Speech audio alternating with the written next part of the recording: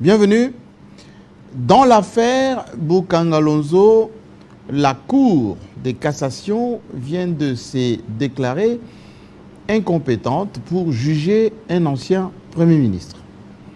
Cela fait suite également au premier arrêt de la Cour constitutionnelle qui s'était également déclarée incompétente pour le faire en son temps.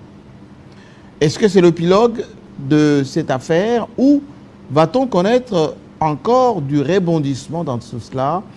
Parce qu'effectivement, les textes doivent être respectés et en même temps, est-ce que la politique va s'inviter dans le débat pour peut-être outrepasser ce qui est prévu dans la même constitution que nous allons parcourir aujourd'hui? Parce que nous ne sommes pas constitutionnalistes, nous avons fait appel à un spécialiste en la matière. Il est professeur de droit constitutionnel à l'université de Lubumbashi.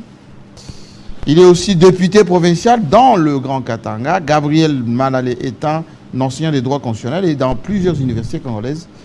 Notre invité d'aujourd'hui. Bienvenue, professeur. Merci beaucoup, Jean-Marie. L'opinion se souviendra effectivement que en RDC, il y a eu cette affaire de Boukangalonzo et à chaque reprise, des épisodes nous renseignent qu'il y a eu les juridictions, en l'occurrence la Cour constitutionnelle qui s'était déclarée incompétente. Et on a renvoyé tout cela, ou plutôt la Cour de cassation s'est saisie de l'affaire pour dire est-ce qu'elle peut interpréter la Constitution pour savoir est-ce que Matata Amponio peut être jugé par quelle juridiction. Je vous ai invité, c'est parce que j'aimerais d'abord savoir en la matière que dit les textes et est-ce qu'il y a jurisprudence dans tout cela. Merci beaucoup, Jean-Marie, d'abord pour l'honneur que vous m'accordez, celui de parler sur les antennes de Télé 50 après Belle et Lurette. Le Congo et le monde vous écoutent. Merci infiniment. Cette question nous a beaucoup préoccupés en tant que scientifiques, chercheurs, enseignants, avocats. Nous sommes donc intéressés au plus haut point parce que à un moment, on se retrouve devant des contradictions insolites. D'un côté, la Cour se prononce une seule fois. Une seule fois. Une seule fois. Ça, c'est l'article 168. On n'y revient plus. Et on dit les arrêts de la Cour sont exécutoires, immédiatement exécutoires. Et ce, faisant incliner l'autorité de toutes les l'autorité de tous les responsables de la République, à tous les échelles. Ça, c'est un. De deux, dès lors que nous nous retrouvons devant une situation pareille, on apprend un arrêt qui est rendu le 15 novembre 2011 et 2021. Une année passe, s'écoule. Le 18 novembre 2022, la même Cour prend une décision. Cette fois-là pour se déclarer compétente, alors que la première décision non seulement concernait et consacrait les expressions importantes, notamment nous ne sommes pas compétents, nous, de la Cour, pour juger de cette affaire, connaître de cette affaire. Et que le concerné Matata Amponio est libéré de toute poursuite. Libéré. C'est dit. Libéré ou exempté? Libéré, donc il ne peut plus faire l'objet de poursuites. On est là en dernier ressort et il n'y a pas de recours au-dessus de la Cour constitutionnelle. Et celle-ci est une seule. On ne peut pas trouver deux cours constitutionnelles. Mais on ne va pas comprendre la magie par laquelle la même Cour va revenir pour se déclarer cette fois-là compétente. Quid? Il se révèle, la Cour constitutionnelle, la Cour de cassation sollicite l'interprétation et quand on sollicite l'interprétation de la disposition. Les autorités qui ont compétence à solliciter cette interprétation sont citées, il n'y a pas la Cour constitutionnelle. Alors, j'aimerais, avant qu'on entre dans le détail, oui, parce qu'il faut qu'on puisse énumérer ces autorités qui sont habilitées à interpréter la Constitution. Et à Télé 50, on a fait un travail de compréhension, oui, d'explication du contexte pour que ceux qui nous suivent comprennent un tout petit peu. État des lieux. Professeur et enseignant des droits constitutionnels dans plusieurs universités congolaises, Banza Malela Gabriel, député national, n'a pas sa langue en poche quand il s'agit d'évoquer plusieurs sujets d'actualité. Il décrypte les sujets politiques et judiciaires du pays sans penchant. Quand on sait qu'en République démocratique du Congo, l'actualité judiciaire reste dominée par le dossier Bukanga Lonzo, qui met en cause l'ancien Premier ministre Matata Ponyo et est entouré d'une grande confusion à la Cour constitutionnelle, qui en l'espace d'une année a rendu 2 arrêts contradictoires. Par le premier arrêt rendu le 15 novembre 2021, la Cour constitutionnelle s'était déclarée incompétente de juger Matata Ponyo avant que le volte-face ne survienne avec l'arrêt du 18 novembre 2022, par lequel la Cour constitutionnelle se voyait enfin compétente de juger un ancien Premier ministre. Face à cette tergiversation de la haute cour, certains professeurs, parmi lesquels Banza Malela, se sont dit choqués de ne pas savoir quoi dire à leurs étudiants, surtout que l'affaire Matata est devenue scientifiquement inexplicable. Il y a une procédure en droit. Une décision peut être mauvaise pour ne pas mettre l'autorité qui l'a prise en difficulté. Mais vous la laissez simplement en désuétude. Elle entre dans la zone du silence ou du mythe des cavernes où on ne saura pas où elle est partie. Le silence vaudrait mieux que le vouloir poser un acte suicidaire. Le professeur Gabriel Banza Malela, pour lui, il y a un vide juridique dans la loi organique qui fixe l'organisation et le fonctionnement de l'actuelle Cour constitutionnelle, et insistant que les législateurs auraient bien profité de l'occasion à l'époque pour signifier que les anciens premiers ministres présidents de la République sont poursuivables par une telle juridiction qui soit au-dessus de la Cour suprême de justice. Évoquant le professeur Gabriel Malela précise que dans l'arrêt du 18 novembre dernier, il y a apparition de 2 écoles. Il a regretté le fait de mettre les enseignants de droit constitutionnel devant un fait accompli, car ils ne savent pas ce qu'ils vont dire et qu'est-ce qu'ils vont faire. Il y a l'école de l'auteur de la première décision ou du premier arrêt, et il y a aussi l'école de l'actuel arrêt qui vient d'être rendu le 18 septembre 2022. Pour lui, les juristes sont en train de réfléchir qu'est-ce qu'ils vont enseigner aux étudiants. Et même la société qui est en train de suivre. Face à cette réalité, le professeur Banza Malela continue à s'interroger sur comment devrait certainement être appliquée la justice congolaise en République démocratique du Congo. Banza Malela Gabriel, professeur, enseignant, député provincial et l'invité de Jean-Marie Kazamba. Professeur, oui, nous avons des étudiants qui nous suivent. Nous avons des avocats, des magistrats, des juges, mais aussi le Congolais. Dites-nous un peu, d'abord, qui est habilité à interpréter la Constitution ou la constitutionnalité d'une procédure? C'est qui? Je peux lire. Je vous en prie. L'article 161 de la Constitution. De notre Constitution. Oui. En son premier alinéa. La Cour constitutionnelle connaît des recours en interprétation de la Constitution sur saisine. Donc les personnalités qui sont habilitées pour saisir la Cour constitutionnelle pour interpréter une disposition quelconque de la Constitution sont, numéro 1, le président de la République. OK. 2. Du gouvernement. 3. Le président du Sénat. 4. Du président de l'Assemblée nationale. 5. D'un dixième de membres de chacune des chambres parlementaires. 6 et 5. Des gouverneurs de province et des présidents des assemblées provinciales. C'est tout.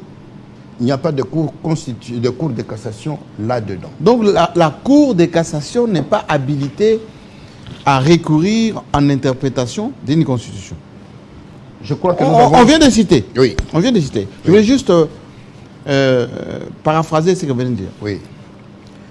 Absolument. Elle n'est pas citée.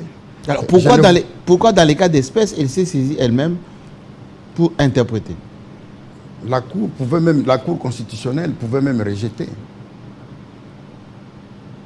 l'action menée par la Cour de cassation. Oui, parce qu'elle n'est pas habilitée par rapport à l'esprit et à la lettre de la disposition que nous venons de lire. Donc on est en train de tabler sur une matière qui n'existe pas en droit. Mais vous les juristes, lorsqu'on dit, lorsque la forme est biaisée, le fond l'est aussi, mais certains... Si la forme est biaisée... Certains qui défendent l'autre thèse disent il y a eu cristallisation de la faute.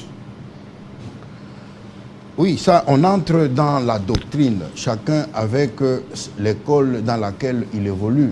Mais du moins que je sache, le minimum de connaissances que j'ai en droit, vous ne pouvez pas aborder le fond si la forme ne vous autorise pas à être dans les conditions requises.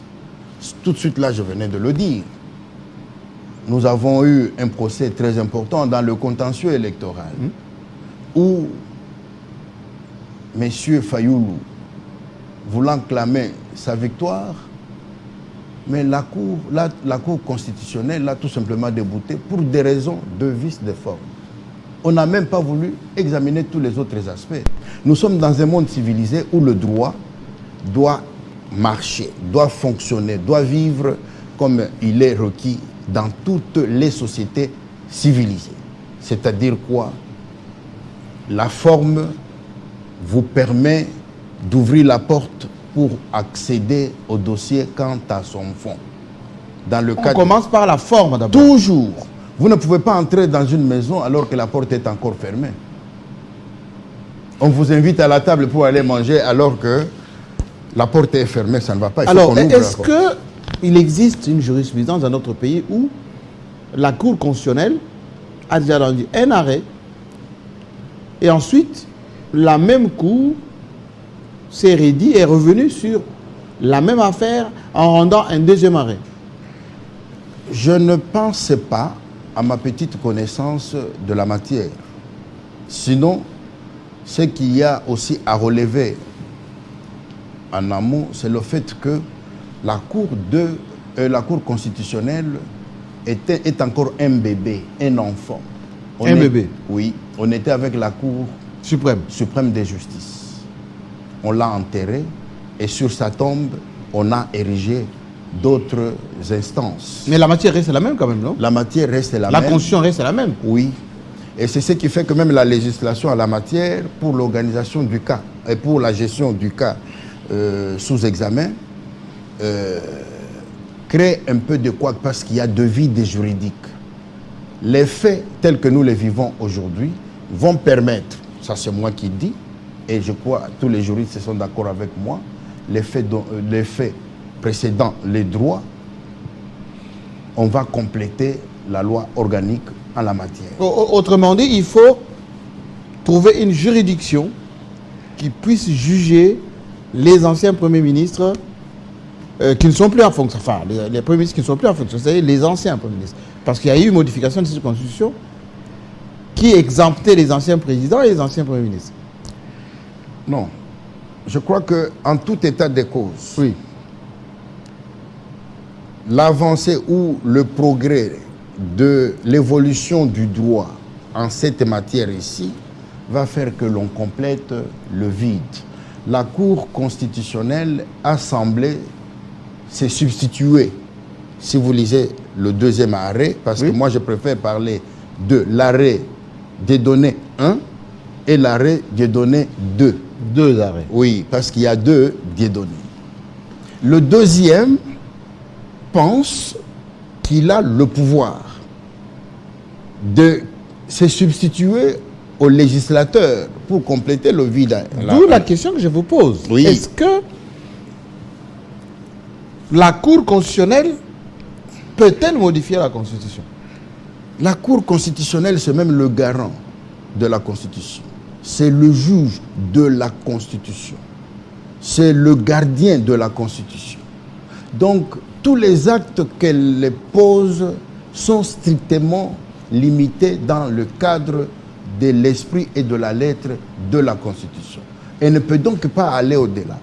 Elle, quand elle va se permettre d'en violer les articulations, Oui, et donc elle ouvre la Je vais porte. poser cette question. Est-ce qu'il y a violation de la Constitution par la Cour constitutionnelle qui est censée faire respecter la Constitution? Mais enfin, ici, nous nous retrouvons déjà de manière flagrante, de manière très flagrante, devant une réalité telle que la Cour a dit, pour la première fois avec des données 1,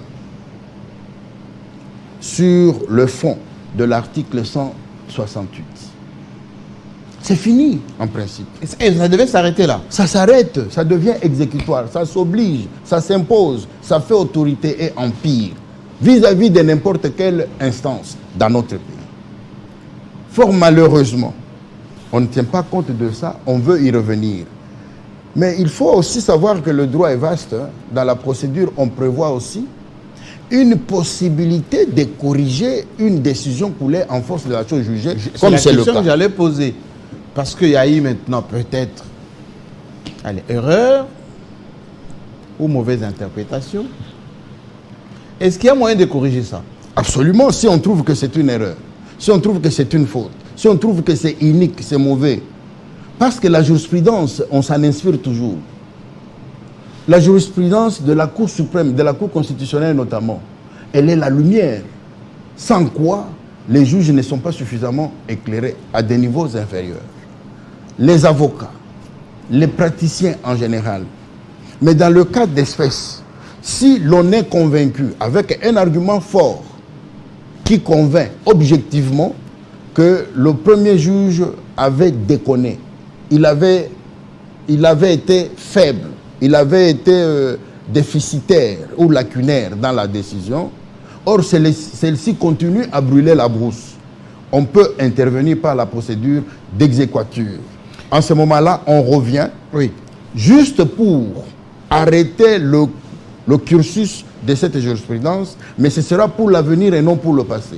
Parce que le passé est déjà consacré et il a déjà créé des droits, ce que nous appelons en droit, les droits acquis en faveur des personnes. Alors, professeur, parce que sur le plan pédagogique, il faut que ceux qui nous suivent, notamment les étudiants en droit et vos collègues, puissent peut-être nous donner des orientations. Enfin, et ils écoutent ce que vous êtes en train de dire, mais ils vont aller à peu près dans les sens des techniciens, des scientifiques que vous êtes. Moi, je suis un généraliste. Oui. Mais qui aime le droit. Tout à fait. Ça se sent. Admettons que la deuxième cour, pour ne pas dire la même cour, non, je pose cette question sciemment. Merci. Il y a eu la première cour qui a donné un arrêt, qui a rendu un arrêt, et il y a une deuxième cour, la cour dirigée par quelqu'un d'autre, qui a rendu un autre arrêt, se déclarant cette fois-ci compétent.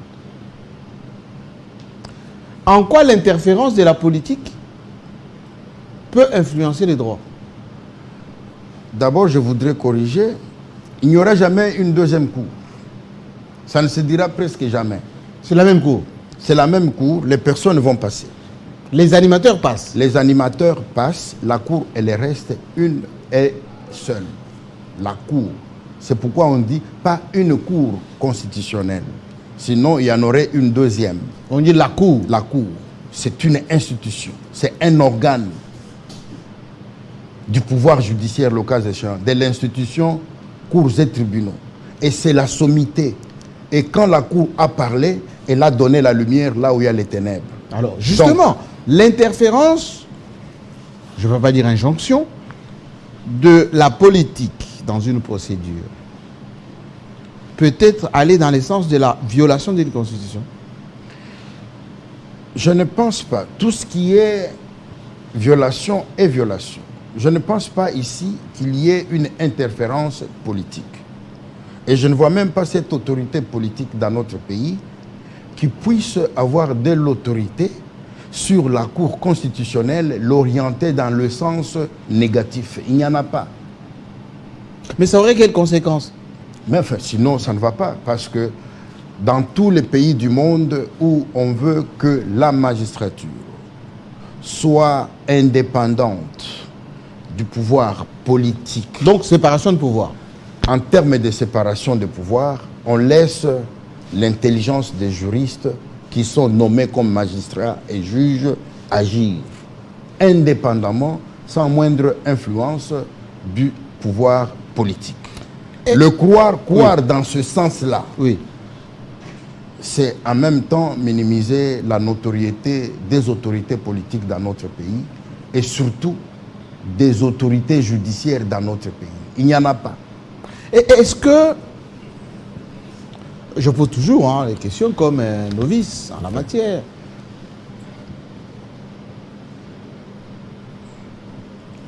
est-ce que la clameur publique peut avoir de l'influence sur la Cour constitutionnelle?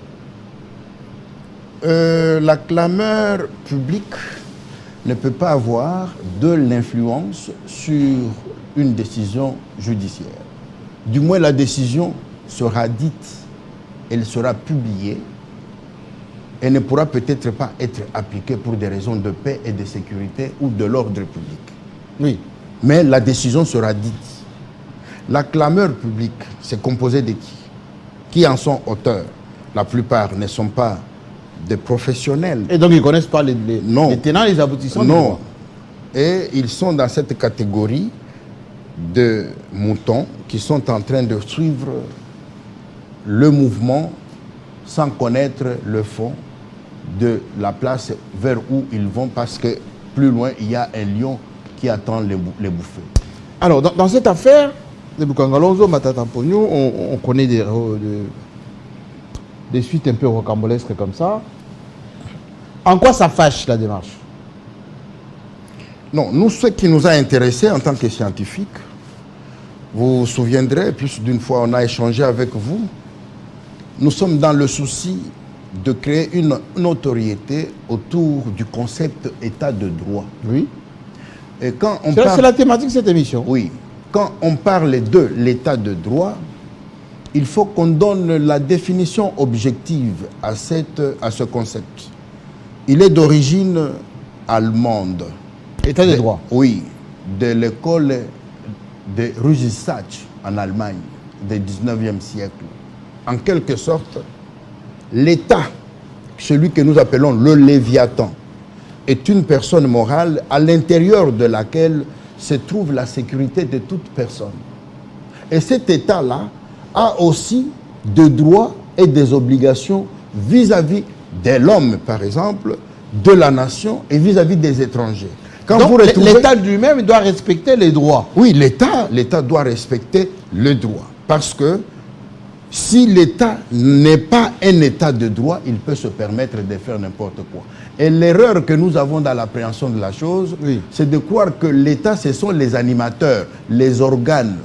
Comme on peut dire, maman, on est venu laisser une invitation par l'hôtel de ville. Qui a laissé l'invitation? C'est l'État. Non. Même toi qui parles, tu es aussi de l'État. Ah oui. Nous sommes tous ensemble. L'État en tant que nation, l'État en tant que territoire, l'État en tant que pouvoir, mis ensemble. Cette personne morale que nous appelons l'État, le Léviathan, doit aussi savoir comment se comporter pour ne pas violer les droits ni du petit citoyen, ni de la nation, ni des étrangers. Mais justement, est-ce que l'État peut s'autoriser, via ses animateurs, à violer la Constitution sciemment?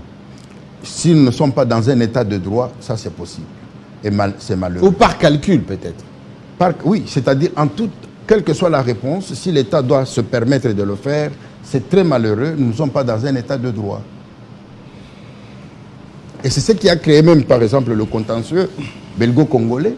Avec la Belgique? Oui, jusqu'aujourd'hui, c'est l'accord des San-City qui a essayé de trouver les bases de réponse à ce contentieux. Parce que l'État a des obligations fondamentales, a des droits fondamentaux qui l'attachent dans une relation réciproque entre lui et l'homme, entre lui et la nation congolaise, et entre lui et les étrangers. Dès lors que nous ne connaissons pas l'étendue de ces droits-là, qui par ailleurs sont conventionnels, rassurez-vous, les partenaires qui se sentent être lésés vont réagir. Et à la veille de l'indépendance, ils ont réagi. Dans le cas d'espèce, on a déclenché ce que l'on a appelé par tous le contentieux belgo-congolais. Moi, j'appelle le contentieux congolo-communauté de puissance. Qui n'est pas le sujet aujourd'hui. Je pense qu'on va faire une longue, c'est pour vous dire, longue émission avec vous pour essayer de nous expliquer. Vous êtes très spécialiste en la matière. D'ailleurs, vous avez une publication très volumineuse qui nous remonte jusqu'à 1885. Même avant. 1860. Exactement. Oui. Alors, cette émission, je préférais qu'on la fasse pour fixer. Pédagogiquement. Fixer les cadres de l'interprétation de la Constitution, qui est habilité à le faire, et quelles sont les conséquences si c'est mal interprété ou c'est mal orienté. Mais comme on dit, si le vin est tiré, il faut le boire. Admettons. On réfléchit par l'absurde. Qu'on aille quand même, la Cour constitutionnelle se déclare à la fois habilité à juger l'ancien Premier ministre et que les procès se tiennent. Ça serait quoi l'argument de ceux qui vont plaider pour Matata Ponyo? Je pense l'argument pour Matata... De base. L'argument de base... Ça sera sur le fond ou sur la forme? L'argument de base, ici, c'est d'abord la forme. C'est d'abord la forme. Oui, d'abord la forme. Rien que elle d'abord. Il faut la vider. Cette forme-là. Et le premier juge, moi je connais des données c'est un collègue, il est professeur vertébreux, ça il faut l'avouer. C'est un monsieur dans la tête. Il y a de la matière. Il a une très forte personnalité. Qu'il arrive à se prononcer dans ce sens-là. Moi, en l'absence de tout le travail qu'il a fait, je le suis. Et c'est pourquoi je le soutiens. Je le soutiens pourquoi? Parce qu'elle s'est déjà prononcée. Et la Cour ne se trompe pas de mauvaise foi. De mauvaise foi. Elle ne peut pas le faire. Si elle se trompe, cette fois-là, ça rentre dans la nature de l'œuvre humaine. Parce que c'est une plénière de la Cour. Oui. C'est tous les juges ou la majorité des juges qui s'est prononcé sur un arrêt. Tout à fait normal. Mais quand vous êtes sur une mauvaise base, c'est plus facile que vous soyez aussi destiné à déboucher sur une mauvaise décision ou sur une bonne décision selon les cas. Ici, tout ce juré-là, tout ce jury qui s'était prononcé, c'est composé des juristes. La complexité du droit, c'est ce... Est-ce que c'était fait sciemment ou c'était fait, on va dire, par calcul? Moi, je n'étais pas avec eux. À ma petite connaissance, je suis en train de suivre Dieudonné 1. Et je le réconforte dans l'enseignement que je fais aux enfants. Et en tout lieu, quand cette matière est arrivée, surtout qu'elle a donné lieu à une controverse sur le plan judiciaire, je me suis fait le devoir d'en faire une préoccupation. On a échangé avec presque toutes les universités de notre pays. Et ils disent quoi, ces universités? Mais Dieudonné 1 a raison sur le plan du droit. Il a strictement raison. Donc Kalouba, pour le citer, grand professeur de droit également constitutionnel, reconnu pour sa probité, une certaine pertinence dans la manière d'enseigner, etc., ne se serait pas trompé. En disant clairement que la Cour constitutionnelle n'était pas habilitée à juger un ancien Premier ministre. Cette pas inaptitude, mais on va dire, cette disposition qui disqualifie la Cour constitutionnelle en la matière. Et puis, c'est une décision qui a été prise par des juristes. Hein. Ce n'est pas lui seul. C'est une question discutée. La complexité... Par les juges. Par les juges de la Cour. Ici, je voudrais relever aussi la complexité du droit. Le droit n'est pas une science objective comme la mathématique. 4 x 4 égale 8, par exemple. 16. Et 4 x 4 égale 16. Merci beaucoup. Je vous en prie. Le droit, ça se discute. Essayez de voir, tous nous venons de la faculté de droit. Nous sommes tous licenciés en droit. Les juges, tous de la même promotion, ils sont assis là-bas. Ils sont à 3. Le ministère public, il est assis et il parle quand il est debout parce qu'il est l'organe de la loi. Oui. Et les deux parties ont chacune des juristes comme avocats.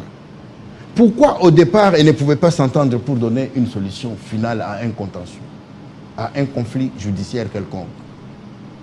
Mais il y a toujours des débats et des chocs des idées, jaillit la lumière. Dans le cas d'espèce, j'ai bien dit, nous sommes encore bébés, nous, Cour constitutionnelle. Cette Cour constitutionnelle. Oui. La Cour constitutionnelle. Qui découle de la Cour suprême. Qui incarne même, oui, c'est-à-dire une partie de la Cour suprême. Parce que sur la tombe où les décombres de la Cour constitutionnelle auront été érigées les autres instances judiciaires que nous appelons les hautes cours. Donc, dans le cas d'espèce, rassurez-vous, c'est composé des juristes. Quand on discute, on va discuter le texte et là, ça met tout le monde d'accord. Mais quand on est dans les débats d'école, les débats de la rue, les débats des clameurs publics, en ce moment-là, il y a ceux qui viennent avec des passions à caractère politique.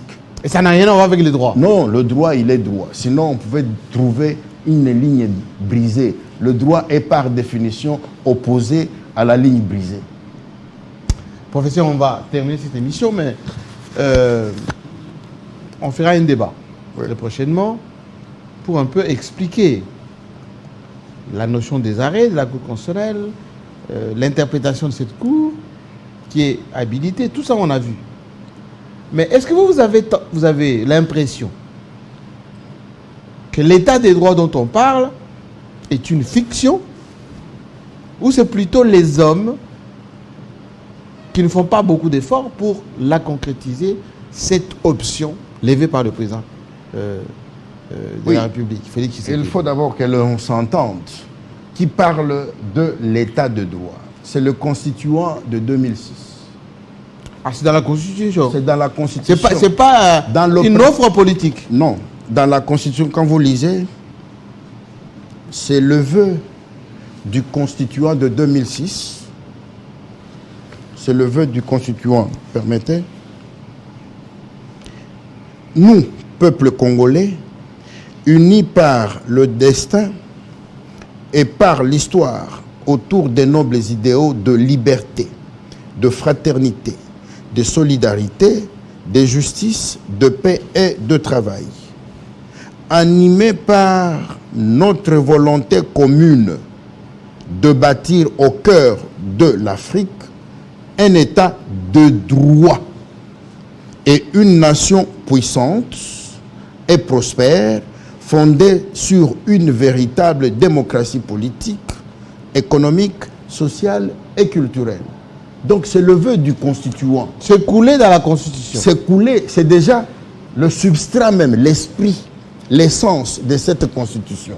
En quelque sorte, c'est le pont par lequel nous devons passer avec la République démocratique du Congo pour lui donner la forme, la substance d'un État de droit.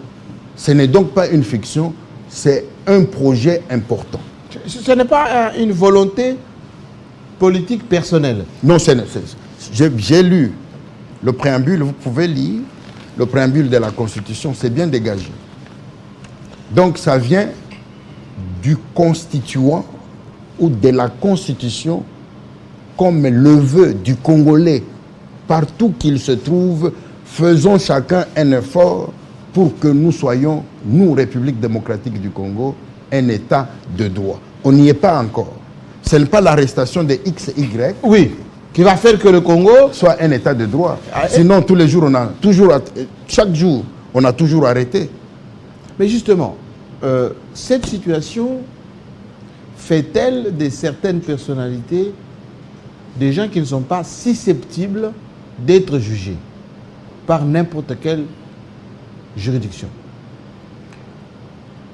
Non, je pense ça que... fait de ces personnes non, des super Congolais qui échappent à tout jugement.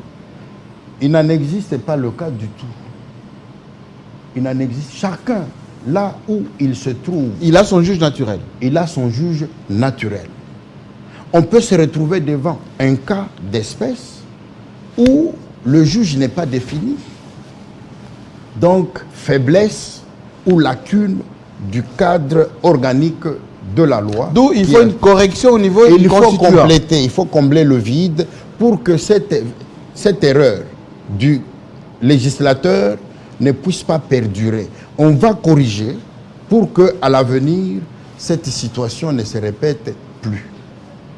Quelqu'un m'avait dit que même s'il y a eu l'acte 2 de la Cour constitutionnelle, la rétroactivité n'est pas possible parce qu'il y a eu déjà l'acte 1. Est-ce que vous êtes dans le même sens? C'est ce que j'avais déjà dit ici. La Cour, quand elle a parlé, elle a consacré le droit et les devoirs, les obligations. Elle arrête les débats. Et c'est pourquoi, en bon professionnel, quand la Cour a parlé, les avocats, qu'est-ce qu'ils font? Ils s'inclinent. C'est tout. C'est tout. Mais surtout quand ça vient de la Cour constitutionnelle, c'est fini. Si vous vous inquiétez, écrivez. C'est comme le deuxième ouvrage de Dieudonné 2. Oui. Moi, je classe ça dans le cadre de la doctrine. C'est pour participer à la perfection de l'œuvre de Dieudonné 1. Et cela permet que l'on puisse à tout prix obtenir la participation du Parlement à l'élaboration d'une loi qui complète le vide juridique aujourd'hui. Pourquoi on n'a pas attendu que les constituants se penchent sur l'affaire, corrigent ce que vous avez appelé la faiblesse ou le manque des dispositions des juridictions pour juger les anciens premiers ministres? On a préféré renvoyer à la Cour de cassation, laquelle n'était pas habilitée à interpréter. Elle a quand même interprété. La Cour constitutionnelle qui pouvait rejeter n'a pas rejeté. Est-ce qu'on ne voit pas des violations en violation? Oui. Ce qui est plus simple parce que vous avez exigé de la pédagogie. Oui. Là, c'est pour les étudiants. Oui. C'est pour tout le monde. Parce que le droit a son langage. Je suis en train de souffrir pour que je me mette à la dimension de ceux qui doivent me suivre. On dit le droit pour tous. Oui, le droit pour tous.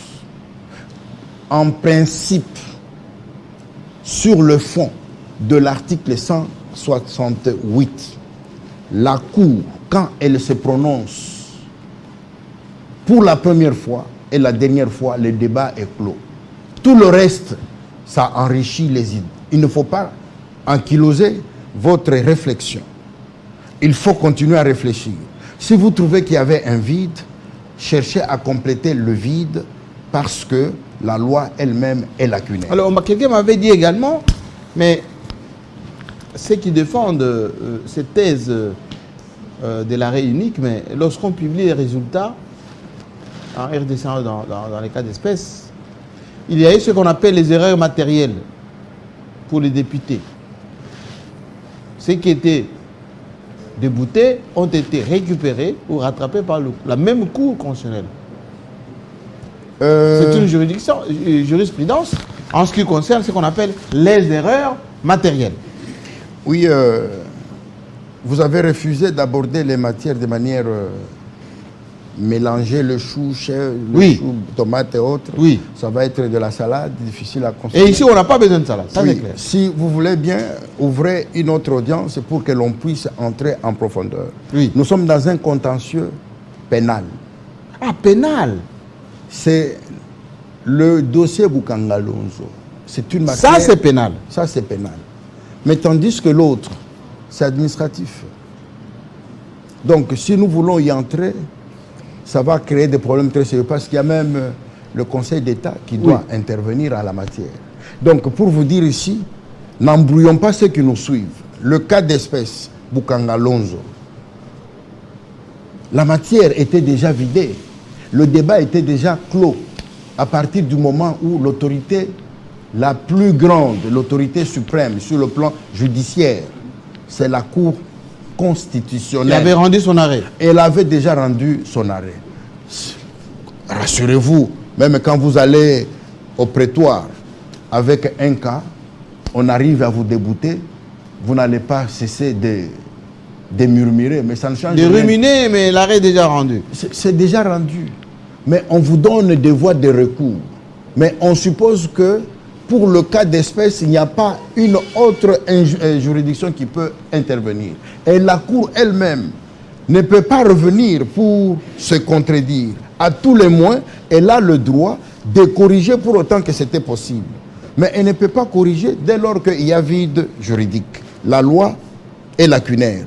Il faut d'abord compléter la loi pour que l'on sache qu'à la prochaine occasion, que de tels cas ne se répètent plus. Donc, l'affaire Bukanga Lonzo a été clôturée par des données 1. Tout le reste qui vient, c'est l'enrichissement du droit par le chemin de la doctrine. Tant bien même que la décision viendrait de la Cour autrement composée. Mais ça ne pourra pas changer, ça ne pourra pas avoir de l'incidence sur la première décision. Parce que c'est là, elle reste un caillou, un moellon que l'on ne peut pas casser. Merci beaucoup, professeur. Je pense que c'est on ne peut plus clair.